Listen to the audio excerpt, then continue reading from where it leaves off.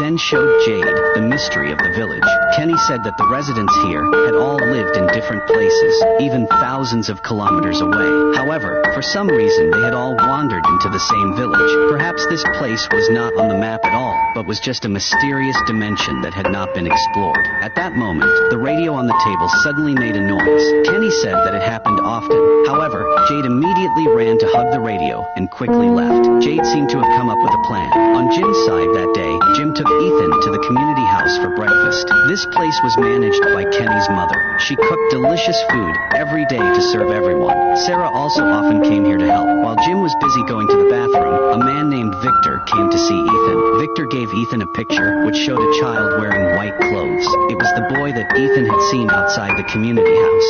Victor said that he had seen this child before and wanted to go into the forest with Ethan to find him. At the same time, Jim came out of the bathroom. He saw Victor and immediately ran over to curse. Jim threatened Victor not to come near his son. Victor had no choice but to leave. That afternoon, while Jim and his wife were sitting outside talking, Victor secretly went to the back of the house. He wanted to go into the forest with Ethan right now. Ethan naively thought that the two of them were about to have an exciting adventure, so he excitedly followed Victor. They went deep into the forest, a place that had never been explored before. Most of the people were afraid of monsters, so they didn't dare to go far. While walking, Victor suddenly saw the boy in white from the day before, so he quickly chased after him. The two of them then went to a big tree. There was a deep hole in the middle of the tree trunk. Victor tried to throw a rock into the hole. Suddenly, it fell from above their heads. They couldn't believe their eyes, not understanding what strange thing was happening here. Meanwhile, Jim and his wife discovered Ethan missing. The back door was wide open. They knew something was wrong,